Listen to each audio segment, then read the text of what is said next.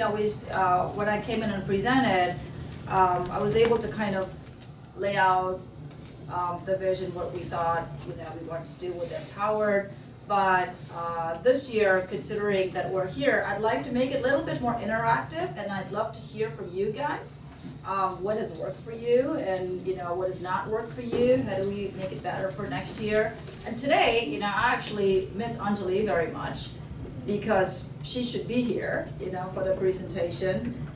So I don't know if she gave you a background of how she got Empowered started, but 3 years ago, maybe 4 years ago, she went and did a program that was basically to learn how to create a company from the ground up. It was like a 4-month program. She kept traveling to Boston almost every other weekend. She would take like 3-4 day weekends, and it was a program called Catapult. They kind of taught her how to put all the pieces together, and she had come up with the idea for Empowered when she was there, and that logo was actually designed when she was in Boston as part of the program, with the one on your t-shirts. Yeah. So, and then she liked it so much she decided to keep it. But after that, as you know, last year was the first cohort of students that came in here. There were 10 students, and you guys are the second cohort. And I think, maybe there was a lot more that was done better this time, so you guys get the benefit of that, because they tried a whole bunch of things last year. I mean, this year has been so smooth. I don't know if it's just me that I've just not been able to stick my head out and look around what's going on. But we also had Sasank last year, who was like the Eric of this year. And Sasank is full of life, he's sort of rambunctious, he's everywhere. But he was very helpful in helping us understand what Eric needed to do this year. And I think Anjali got to spend a few weeks with you guys before she took off to go to Boston. And she calls me every day and she says, I wish I was there.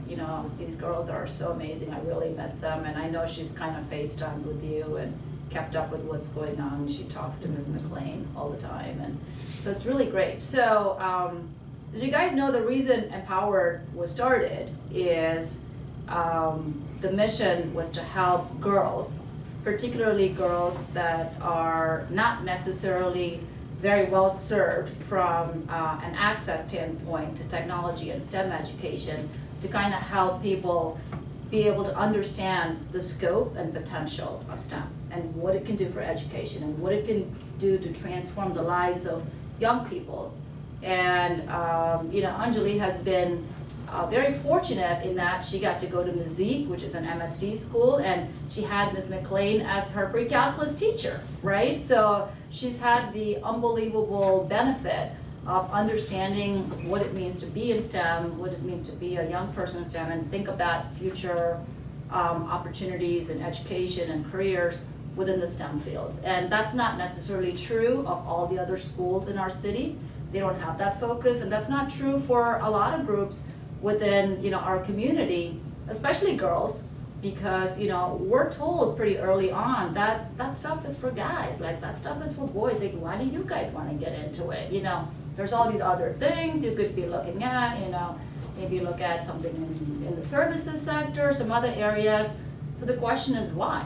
Why should girls not be as strong or as involved or as successful in the STEM fields as the boys that are out there? And this is a big stereotype that's been sort of handed down to us, and we all have to kind of deal with it from a very young age. You guys are actually, in some ways, in a better position than some of us sort of old people that are in the room, because back then, 20 years ago, 30 years ago, it was not like that. There were very few role models for us. There was not a lot of people that told us, you just need to go out and just do it, and you guys are just as good, if not better, at the STEM disciplines than the boys are. Now, we are very fortunate that there's a lot of people out there, both among the younger generation, as well as people that are, my generation or even older than me, that have gone out and they've kind of broken down barriers, and they've kind of shown that we can be very successful. And if you look at the business community, it's been proven over and over and over again that women run companies, women-led companies, women-managed companies are perform better and they actually do well relative to just having a lack of diversity from, not enough representation of women on the team. And so, for me, I was fortunate in that I grew up in a home that I was surrounded by entrepreneurs. So I grew up always knowing that I was going to go out and do something, but that's extremely rare. That's not, everybody doesn't have those types of opportunities. So I'm really, really, really thrilled that you guys have taken your whole summer to come here and spend your time doing this and learning this rather than, something else, that you could have spent your time doing, because what you have done this summer is going to set you up in a situation for the rest of your life that's going to change the trajectory of a lot of things that you will choose to do in your lives. Not because this program in and of itself is, such an incredible thing that's going to just put you, in a completely different plane, but it's going to allow you to start understanding that there are so many more things that are out there that you guys probably have never been exposed to.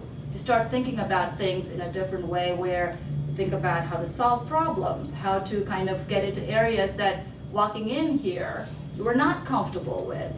I'm sure most of you didn't wake up, the end of the school year or whenever and say, yes, I want to go learn how to program and be a coder, this summer. But you come here and then you understand that this stuff isn't that hard. You guys are more than capable of being successful at this, because all it takes is the right level of mentorship, having access to people that obviously believe that you guys are capable of doing it, and also providing you adequate support to help you guys be successful, right? So that is sort of the overall purpose of Empowered. So, I'll give you just a very quick background about myself. So I started this company 15, 16 years ago.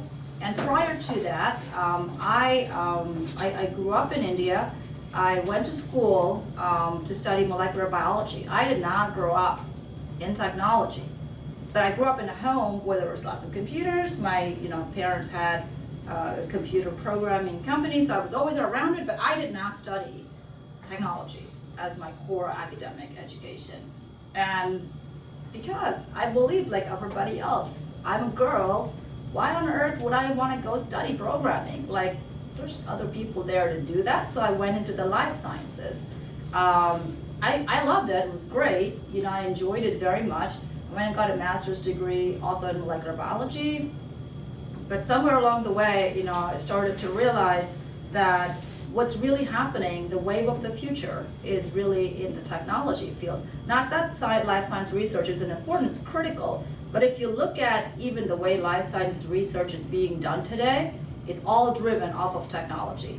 It's all driven off of, the hardware is on the technology side, the software, the programs that are being created, the modeling that's being done, the analysis, everything, it still ties back to technology. So at some point, I sort of made a switch and I said, okay, I'm going all into tech. And then, I had a couple of corporate jobs, and then I came here and I started the company. And it's not been easy. It's been a pretty difficult journey to get here, right? I mean, you think about all the things that work against me. I'm a woman, right?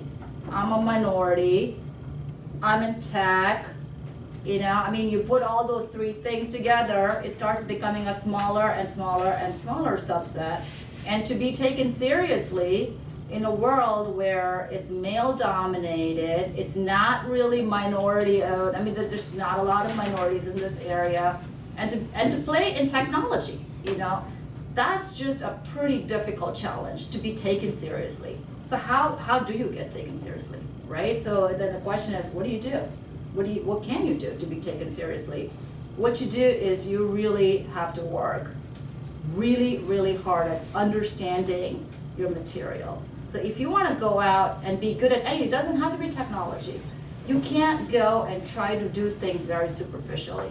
Spending a lot of time and a lot of years putting in the work is very, very important if you guys want to be taken seriously. And the fact that you guys are already here doing that, to me, tells me that each and every one of you has that potential to go out and be the kind of person that can really go on and do really, really great things, right?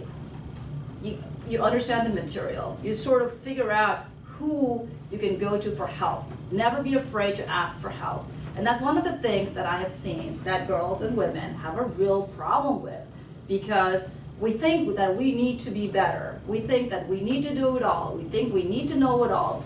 But there are a lot of people that are around us all the time that are willing to help, not be judgmental, but are willing to lend us their hand and say, great, I'm so glad you asked me for help, so let me help you with this. Ms. McLean, amazing resource. I mean, look at the things that she's done in her life, right? I mean, she has 2 children, she's a doctoral candidate, she's a teacher, she's running Empower. I mean, you name it. Like, the list just goes on and on and on. But if any of you called her at 10 o'clock at night and said, Ms. McLean, I need blah, she will be there like that, right? Those are the kinds of people that you need to surround yourself with. And I understand and I know that not everybody has access to those types of people in your immediate circle.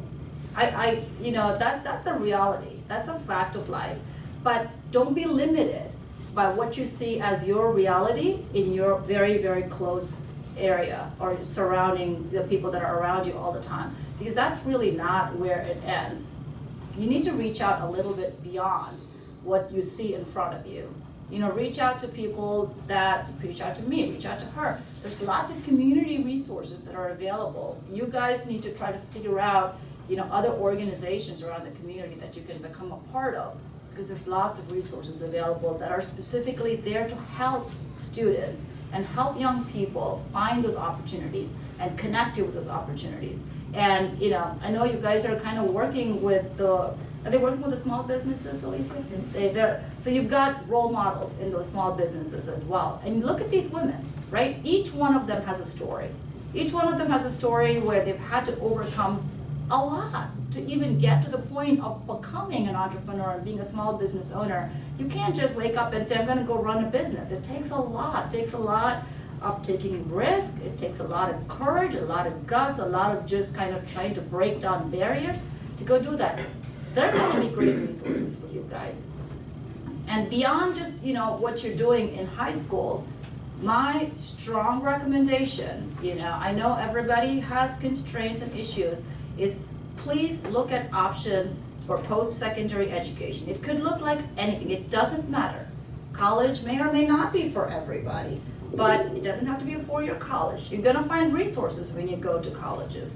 It could be a 2-year college. You could be looking at something like that. There's lots and lots of certification programs within the technology field you guys could be looking at. So no one thing is going to fit everybody, but there are lots of resources available. And if you guys need help with any of that, obviously come talk to us, because we can get you connected with people in various places that can help you with what you can do afterwards. So the important thing is to never stop learning and never stop looking for opportunities where you can better yourself, because that can only come from you guys, right? I mean, your mom can't tell you to do it, your grandmother can't tell you. I mean, you guys are not going to do any of that if it's not something that you wanted. I know, because I have a rising senior who, you guys have met her.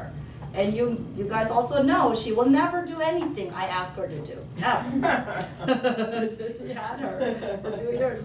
So, this, I could not have told her to go start Empowered. This was her idea. And now she just sent me an email like 20 minutes ago about some other, cool opportunities for Empowered during the school year to kind of do some new, there's something. She'll come back and talk to you. She's like, I think this is a great idea. I think I'm going to do this. She didn't ask. She said, I think I'm going to do this in the fall. This was like an FYI for me. I'm like, okay, sure. I guess I'll be driving you there and back. This is why, I know about it. But, essentially, there's lots of resources. And, if you guys want some guidance on where to go from here, there are a lot of places. And the other thing that you guys need to remember is, don't listen to what a lot of naysayers will tell you. You'll hear a lot of people tell you, college is too expensive. Why do you want to go to college? Go get a job. It's not worth the investment of your time. It's not worth the investment of the dollars. Guys, that's bullshit. Seriously. Because if you are not constantly finding ways to learn and improve yourself, you're going to hit a ceiling so quickly. And all this incredible potential that each one of you has, you're not going to be able to take that anywhere. And that's not going to be good for the world. Because it's going to take people like you to kind of go out and do something with your talents so it can help a broader community. Yes, college is expensive. Yes, it's difficult to navigate the price. All of that are true. But there are so many ways that you can kind of work through this. Last year, the Empower cohort, I think almost every single one of them ended up going to college. I think one of them went to Carnegie Mellon, which you guys know is like one of the top, Quillet, one of the top technology schools in the country. And we had people all the way, EKU, WK, I mean UK. We had Yamini went to U of L, Speed School. We've got kids that have gone everywhere, right? But the reason you want to continue to be in some kind of an academic environment is where else are you going to gain the knowledge to be able to keep up with all of these new trends that are coming with technology? I mean, and the other thing I'll tell you, in 20 years from now, 50% of the jobs we do today are going away.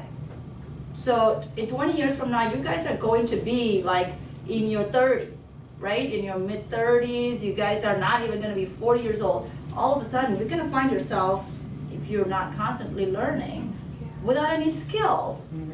But here's the thing, you already know that, and you know it now. You've got a long runway to prepare for that. Think about the people that are already like 50 years old today that didn't think about this 20 years ago. Think about where they're going. There's not a very good runway, and a lot of problems that we're seeing in our country today is, there's just a lot of people that are making a lot of loud noises about it, but at the end of the day, what is it all about? It's about a big community and a big population of people that can't find jobs because they never had the skills, and nobody told them to get prepared for the skills that they need so they can survive. Why are so many people angry? Why are so many people upset? Because they don't really know how to support their families. Why? Because they're not prepared for the reality of where we are today as a community, as a country, as a world, because they were never prepared for those skills.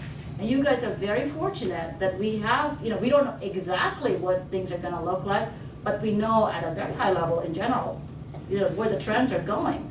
And you also know that if you are really strong in the areas of, any kind of technology, whether it's robotics or whether it's, programming or coding, you will never have any problems finding work in those areas, because every single thing we do is going to essentially involve being able to use technology, create technology, operate technology.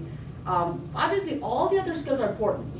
Your soft skills, the ability to communicate with people, all of the other life skills are important, but you need hard technical skills. You need hard STEM-based skills. And it's a little bit more difficult to get, but believe me, you're better off trying to learn it at the age that you are than the age that I am. Because if I were to go out there and try to figure out how to do literally any of the stuff you guys are doing, I won't be able to do it. It's just too hard. I mean, ask my daughter. She's always making fun of me on my Twitter account. She's like, Mom, you have 3 followers and I'm one of them. I mean, it's that bad, right? And my husband's the other one, right? And the third one is probably Paul, because maybe we asked him to or something like that, and he just wanted to be nice and say yes. So it's that bad, right? So, but you guys really don't have, those types of challenges. So, let me kind of backtrack a little bit to talk, about the company and kind of where we are. So you guys see a pretty small office here, right? But this is not really, this is just sort of our headquarters. It's a very small operation here. We have about 1,500 employees that work for this company, in India. And when you're over there, it's huge, it's massive. There's just a lot of infrastructure, a lot of people, a lot of things, a lot of technical talent, a lot of stuff is going on. And when you guys grow up, some of you may end up in other foreign countries. Technology will take you, or just your careers will take you. Maybe you'll be in China, maybe you'll work in, in Europe, maybe you'll be in India, could be in a lot of different places, but what is the one common language for everybody? I don't speak Mandarin, I don't speak Korean, but I speak tech, they speak tech, right? You guys don't really, we don't think about it so much. How do we communicate with people? We have tools, we have technologies. Of course, the English language is always helpful as sort of a common medium, but we also sort of understand the way you collaborate and work with people wherever they might be. You need the comfort level with technology, being able to use it, being able to create it. So when you think of tech, don't think of your whatever. What are you guys on? Snapchat? What is the latest thing today? Is it Snapchat, or is that so yesterday? Is that so yesterday? What is the today thing? Instagram. I have an Instagram account. I am so proud. I actually have an account. But I don't have the app on my phone. I have it on my laptop, which I've had people call my laptop like the dinosaur laptop because it's like so big and clunky and heavy, right? So, but you can't teach the old people too many new things. That's quite okay. But there are a lot of great things that these things can do for you, right? Instagram, your Facebook, which some of you are like, what's that? I'm sure. And because when you're running a business, when you have something to share, you might be running, a nonprofit. You might be running a community organization. You might be part of something that needs to bring a lot of people together. These are all great tools, but on the other hand, these are also things that are very, very dangerous if you guys don't really know how to use them the right way and how to make sure you use them under the right parameters, right? And I say this not as an entrepreneur, but as a mom of an almost 16-year-old daughter. This thing can suck your brain dry. And this is a constant fight that I have with my own daughter, and tell her that it's great, but tell me what benefit you're getting by spending 3 hours taking pig face pictures. She never does that. She doesn't do that. I know a lot of her friends do. You got that really kind of funny looking face and you're kind of what gives? What's going on, guys?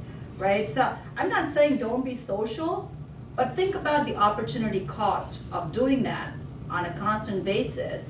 Now they have a lot of research that they've done where they have proven that this is an actual chemical addiction, just like addiction to cigarettes or addiction to drugs or addiction to alcohol. Addiction to digital devices is an actual chemical addiction. Please do the research on it. Please look it up, because some of you, not all, I saw a couple of people looking at each other. I won't judge, but they're about to post it on Snapchat. But guys, this is the time that you need to be spending doing things that are productive, that are going to help you. 10 years from now, is it really going to matter that you got 3,000 likes on a picture that you took with your cat?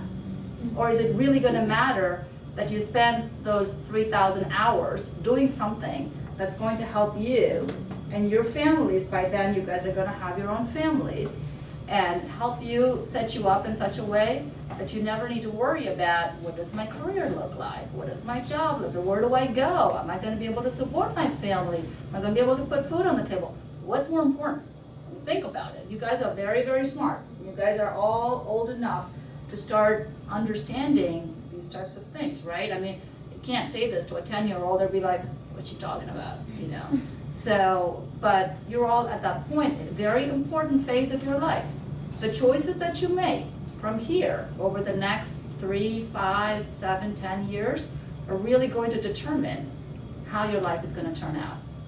And you need to be very careful when you think about the choices that you make, because getting the right education, focusing on the right, surrounding yourself with the right kinds of people, getting the right influences in your life to the best extent possible, getting the right mentors, trying to find the right careers. Those are all important things, right? So you need to be, and we've talked about this before. There's times when you'll be hearing from people, why are you going over there? You're sitting in front of a computer all day long. Like, what are you getting out of it? Isn't there something better you could be doing with your time? And obviously your families are not doing that, otherwise you wouldn't be here. But we've had people, even last year when the cohort finished and we had the families come in on the final day of the presentation, they had no idea that their own children were capable of the kinds of stuff that they had done last year, because they don't even understand the kind of potential that is there with you guys. I mean, they just don't, right? So I think it's really important that you guys sort of understand and sort of see that in yourself, because very few people are gonna come to you and say, hey, I know you're gonna be the best coder there is. You know, you need to go and try to find a job at Amazon. They're not gonna do that, but you have that level of self-awareness. You can say, hey, if I spend my time learning, doing this, I'm gonna be able to go out and get the right kind of career, get the right kind of job. And you know, your jobs and careers do not need to be in technology, right? I mean, not every tech careers are not for everybody. But no matter what you do, the kind of discipline that you guys are putting into a program like this is what's going to really help you when you go out and try to do something. You could go and tomorrow you could decide to run for political office. Hey, it's got nothing to do with tech, but directly. But on the other hand, if you don't understand the impact of tech in the political arena, we all have, you know, somebody in the White House that's an amazing tech user. No matter what you agree, don't agree, you gotta admit, the guy has the reach of, you know, he's a marketer's dream. Like, he has more reach than any human being on the face of this earth, right? How did he become so successful? Because he leveraged technology to his benefit. You know, you may like it, you may not like it. That's a completely different story. You gotta appreciate the fact that he figured out the power of that technology tool to kind of get him to where he is, right? So, and these are things that are gonna help you no matter where you go. Like today, you know, you can, some of you may think about going into maybe the healthcare fields. Just look at even the people that are, you know, involved today in, like, let's take a nursing home. We have a large client, Atria is a big client of ours. So they've got people that have, you know, it's basically elders that are in aging care facilities, and they're there and they kind of take care of them, and we build a lot of software tools for them. Look at how that's managed today. Again, it's all tech. Yes, the healthcare worker goes in there to do whatever they need to do, but what do? They've got their devices that basically tracks every single thing about a person, right? Like all their vitals. Did they take their medicine? Did they miss something? How are they doing today? You know, do they need to go see a doctor? They're late for their appointment. And everything is on their device. I mean, it's on an iPhone, but it's modified for their particular use. And then think about the user from the other side. You know, they've got the actual people who are there in these facilities. Think about their collaboration with their families that are kind of distributed all over the place. So, you know, if you got a grandparent somewhere in a facility, you guys can tell, did my grandparent, you know, are they okay? Did they take a fall? Did they take their medicine today? Is there something, should I call for help? Does something need to happen? How did that all happen? You know, text, right? So the users of it, great, they get the benefit of it, but where the real power is the creators of it. Because they're the ones that are making it possible for millions and millions and millions of people to be able to get the benefit of that. So what you guys are doing here at Empower, by learning how to use those tools, right? So you're creating your personal website, you're learning how to do mobile programming, you're learning a lot of things that as you kind of go down the path of getting, you know, more education in these areas, you guys are going to be able to create some pretty powerful things that will help you, help other people, help the companies you work for, or, you know, wherever it is that your journey takes you, you guys will end up being able to do a lot of that using technology. So kind of coming back to, you know, where I was with the company. So after we started the company, right, so in the early days, there was just not a lot of support for just getting started in tech. I'll tell you a quick story. 5 years ago, 10 years, I can't remember, early in the life of the company, right? So, yeah, I mean, it's 16 years now, no? So I actually went in for a meeting with a client. You may have heard me, you know, tell the story. So just to kind of show you a little bit about what the biases look like in against women in tech and, you know, that sort of thing. I flew to Atlanta, I had 2 other people with me, and my VP of sales, and I had my VP of operations, both of them Caucasian men, and I went with them, and the client, you know, we were just meeting them for the first time. When that would talk on the phone and, you know, all that sort of thing. And they had a team of like 6 people that came to the lunch because they were evaluating whether they wanted to do any work with us. And it was only the VP of sales that had been talking to them, and then they managed to pull this big group together. All the men, I'm the only woman at this table, which is not at all atypical. This is a pretty common thing that happens on a regular basis, right? So, I go to this meeting, and, you know, we're seated up. For some reason, people just didn't do it, or maybe we just introduced by name or whatever. And I was sitting next to a guy who basically is the decision maker for like the whole relationship, and, you know, I was sitting next to him, and he turned around and looked at me, and he said, "Are you the project manager?" And I turned around and I looked at him with a straight face, and I said, "No, I'm the president of the company." I didn't smile, I didn't laugh, I didn't say anything. And there was deathly silence at the table, right? So, I mean, just think about it. Think about stereotypes. So they see, you know, a woman at the table, and they see somebody that's from a tech company, and I'm obviously, you know, Indian American, so what is the first thing that people think of? Must be the project manager, which is great. I love the fact that there are so many of us who are project managers, but no, I mean, it was a bit of a shock to the people at the table, right? So it was highly embarrassing because, you know, he had really kind of stepped in it, right? But to his credit, he is still one of my dearest friends to this day. He is great. He will call me regularly, and we have worked with him for so many years, and he has switched like 4 jobs since then. Every time he switches jobs, I'm one of the first calls he makes.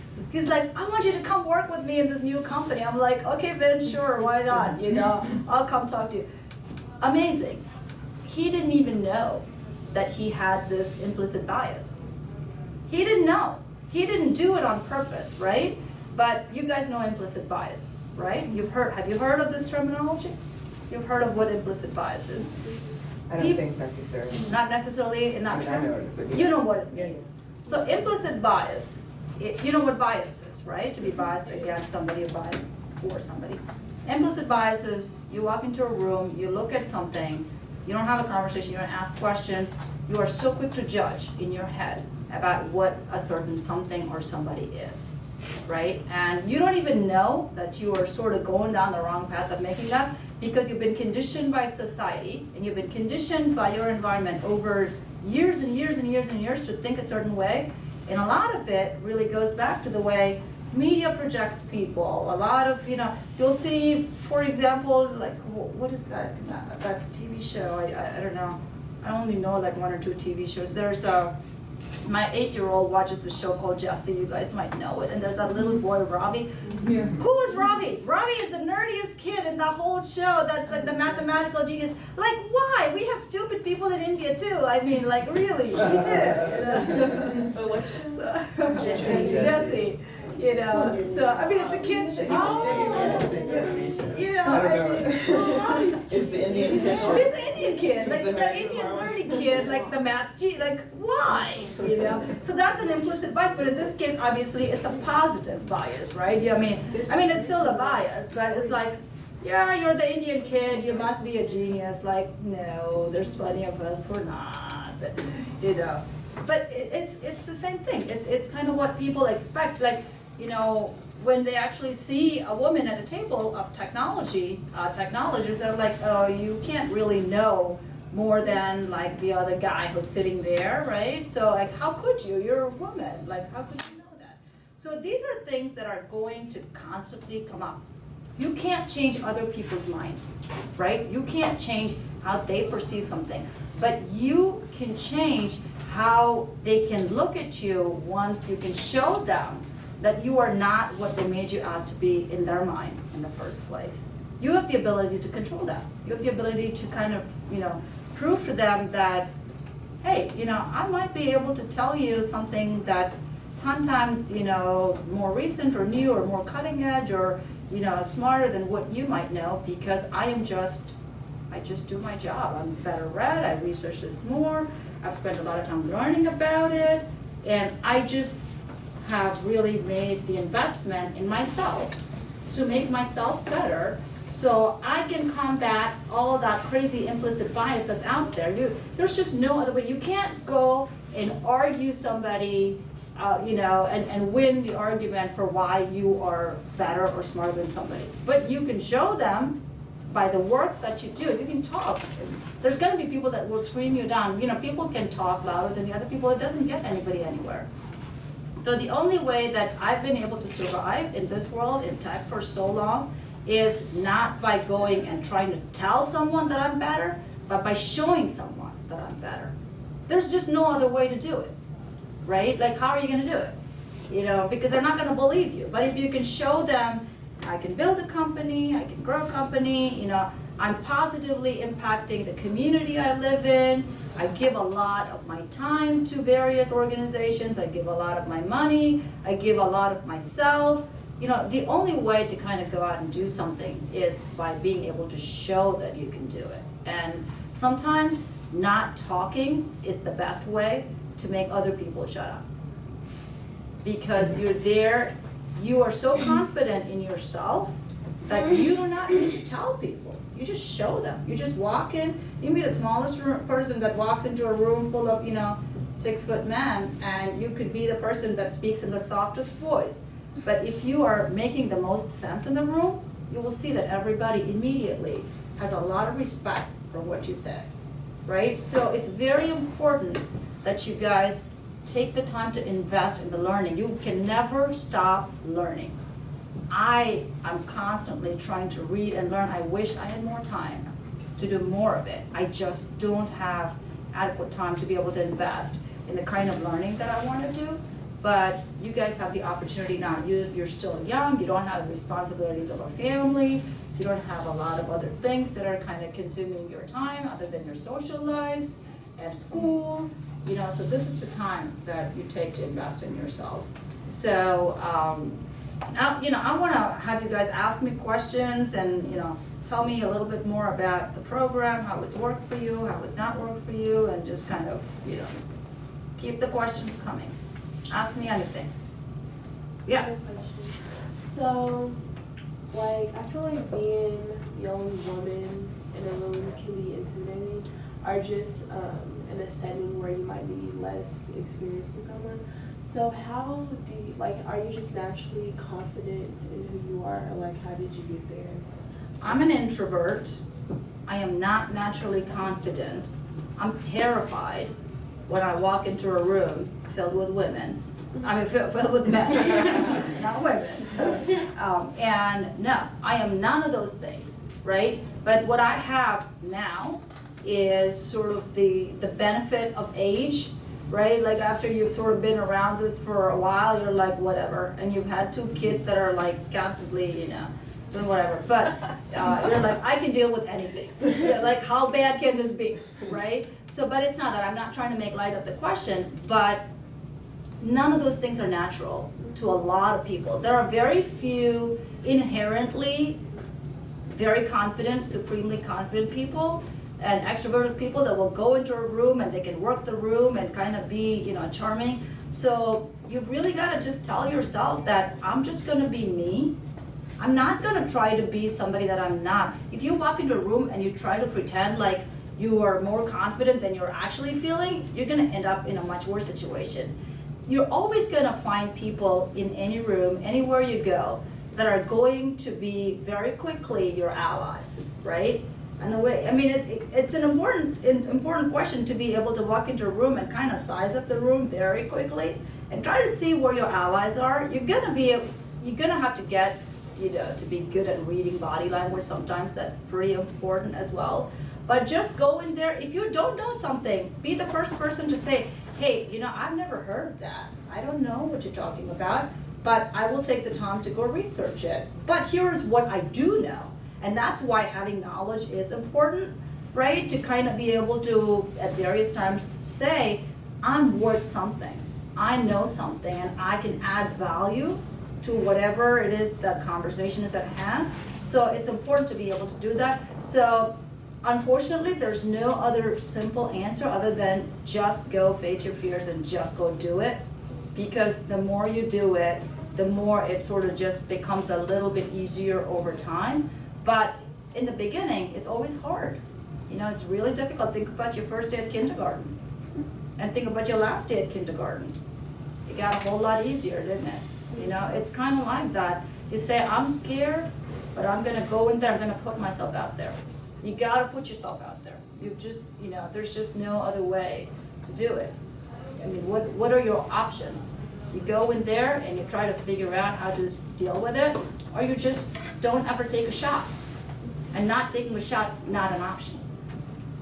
So really you only have one option. Just do it. Just do it, like Nike. Just go do it. Go. What other questions do you have? Do you mind if I ask? No, please. I'm here mostly as an observer, but I've worked for the last 20 years or so in tech. And similar to Vidya, I got mostly been the single woman in the room. Two things that I find really helped me in gaining my own confidence. One, starting out small, so you can try asking for things or talking in situations where you may not be so confident, but it could be something like, I'm gonna go to the grocery store and they have a brand of chips that I like, but they don't have the flavor. So I'm gonna go ask for the manager, and I'm gonna go talk with the manager and say, hey, listen, I would really love it if you guys carry the blah, blah, blah. I think there's a community that would like it. Would this be something that you would be willing to do? It's a little nerve-wracking, you don't know who the manager is, and you have to sort of navigate through all of that, but there's nothing really at stake. What's the worst that's gonna happen? They're not gonna carry the chips. So who cares? But it sort of gives yourself that opportunity to practice, or go to your teacher and say, listen, I don't really understand how this works. I need some help. Can you help me out? Yeah, it's scary the first time you say something like that, and maybe you feel like, ooh, I'm going to a teacher, that's intimidating. But again, like, the more you do it, you just practice in low-key situations where the stakes are not so high. Then when you get into a situation where the stakes are higher, you're like, I've done this before.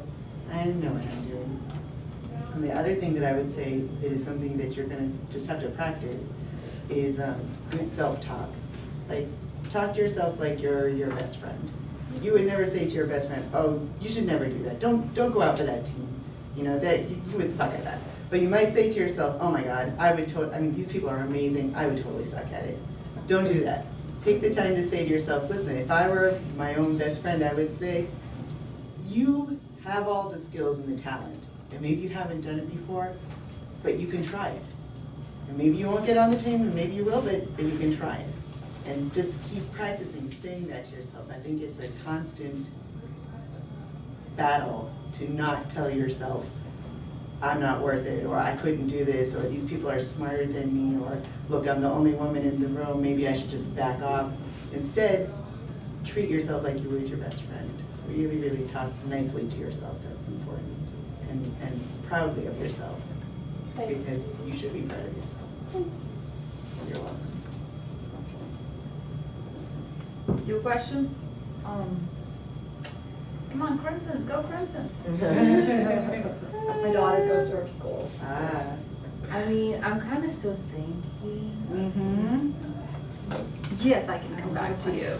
See, that was an excellent way, right there, of what you just did, right? So you kind of got put on the spot a little bit. How did you handle it? You said, can you come back to me, right? Think about that, right? You didn't say, I don't have a question. I'm not, you basically set it up in such a way that it's like, okay, this person's kind of taking their time to think about it. They're not shying away from it. So that was a really good way to handle it. Oh. Any other questions? You have a question? I don't know if I should like ask him now. Ask me anything. Okay, so after this program, like you brought it up, like you said we can come to you and ask for where to go Yes. from here. So Yes. ask that. Yes, absolutely. Come talk to me after the program, because there's more options than a lot of people know. You know, what school do you go to? Central. Central? Okay. Mr. Green! I love Mr. Green. You're Central too? So Mr. Green was Anjali's middle school assistant principal. He's an amazing guy. You know, have you ever talked to him? You talked to him. Have you used him as a resource? He's busy a lot, so but. He's busy, but you know, Still be a resource. he's a good resource. But yes, come talk to me, and whatever you need from him, we can go talk to him as well. So. Yeah. I have a question. Yeah. Okay, so I'm about to go to college, but I really am interested in like taking off with the business idea I have. But I was wondering if you think it's smarter to wait until like after college, or if it's like, I don't know, if I should just do it in my free time. Great question, right? So let me give you two examples. Last night, you know, Anjali actually sent me a text to a link to an article that a guy that dropped out of Harvard actually to go to run his company. He left 3 times from the middle of college to go, you know, run different tech companies, and they're a really great tech company. The reason I bring that up is there's actually no right answer to that question. It really depends on the situation. So let me give you a very specific example. So somebody that's kind of in your age group, you know, he's from Louisville, insanely smart, Joshua. So he came and spoke to the Empowered cohort last year. He's been working on 3D printing for the last 4 years, and he's won like every international science fair competition there is. And so from a college standpoint, you know, what he wanted to go to one place, he ended up, you know, getting accepted in another place. So he decided basically to go and, well, he's still not decided. He's got 2 options. Either take a gap year and work on the stuff that really, you know, keeps him completely interested and he's passionate about. It would be sort of his equivalent of your business idea. He can't ever see giving up the opportunity to go work in a company. So he's working in like the best startup in the 3D printing space. You'll know this is a company called Formlabs. So he ended up at Formlabs in Boston, and he was just gonna go for the summer, and now they've given him an internship that will go throughout the year. So he's very confused. He's like, what do I do? Here's my dream, like this is what I have spent my entire high school working towards, because I wanted to go to college and then go work at Formlabs, but here they've already taken me for the summer and now they're taking me for the whole year. Or should I go start college, right? So that's one side. And then there's other people that I know that have business ideas that go to college, but try to figure out, there's another student I know who didn't want to miss the opportunity of going straight from high school into college. And she basically made the choice that she's gonna go focus on her core academics and not really spend any time on a whole lot of extracurriculars, and everything outside of her core academics is going to be focused on building her business. So she's made the choice to kind of do that, you know, simultaneously. So there's really no right answer. What it's gonna come down to is, what is the idea? How are you gonna be able to kind of support yourself if you take a year off to build the company or your business? What are you gonna be able to do from sort of a family and a financial standpoint? Can you support yourself? Are you going to have a way to bring in any kind of income? Or are you just gonna take, you know, some people's help in your family or community, kind of build out the business? Are you still planning to go to college afterwards? Are you not? So there's a lot of different factors. So what is your idea? What are you thinking about? Basically, I want to start a program where it encompasses like art, music, and dance tutoring, and Okay. also art, music, and dance therapy. So students from like, I want to start it in like struggling like neighborhoods. Yeah, and I want them to be able to get tutoring in subjects they're struggling Mhm. with, but like through the art and dance and music that they enjoy. Mm-hmm. So, and then I also want to offer therapy as well through art, Mhm. music, and dance. Mm-hmm. So here's what's going to happen. I mean, it's such a noble mission, right? Like what you're trying to do is genuinely go out and touch the lives of a lot of people who need that kind of help. I mean, this is going to benefit a lot of people in more ways than you yourself probably have thought about. At the end of the day, it's going to be so meaningful to a lot of people. But think about, like, fast forward 5 years from now, right? So you're trying to do this, and are you going to run into a situation where you won't be able to go to a bank and get, you know, a loan to kind of expand your company because you're not certified in that area? Are you going to have limiting factors that say that you don't really have adequate skills that you can yourself bring, and you're gonna have to go out and expand and hire more people? So are you going to find yourself in a situation where not having that college education, whether it's 2 years, 4 years, whatever it is that going to impede you from being able to reach your dream and reach your goal? Or is there a way for you to kind of go to college and figure out, you know, obviously how you can do that financially and otherwise, but not let go of your dream? Because think about it, if you had some of the skills that kind of what you're learning at Empowered, right? You're learning how to create all of this technology.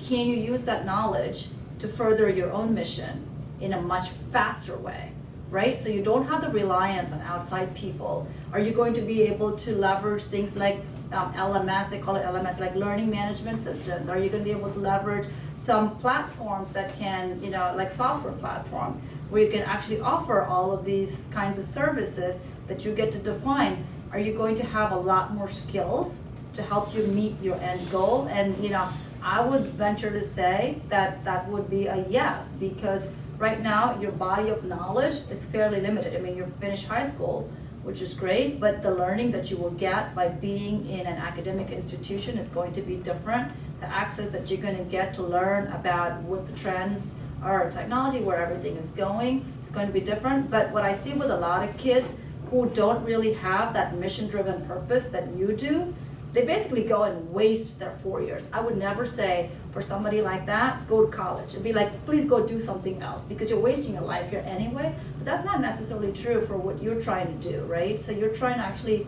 use what you're learning to be able to leverage it for somebody else's benefit. So there's a lot of value that you will be able to get. Even if you don't end up going to 4-year college, you know, there's still a lot of benefit in at least looking at like an associate's degree that has some technology, like KCTCS. You know, JCC has some great programs that have like technology-based education and learning and kind of, you know, and they've got some intro classes to business and entrepreneurship, which will help you create the framework for your own goal of what you want to do. There's also certification programs. So my recommendation is to continue the learning in one way, shape, or form. And if it is a 4-year college, it's great. You know, there's a lot of benefit. People kind of talk down the importance of going to a 4-year college, and I don't believe it, but not getting any kind of post-secondary education is going to be very detrimental for the long-term goal of what it is that you're trying to achieve.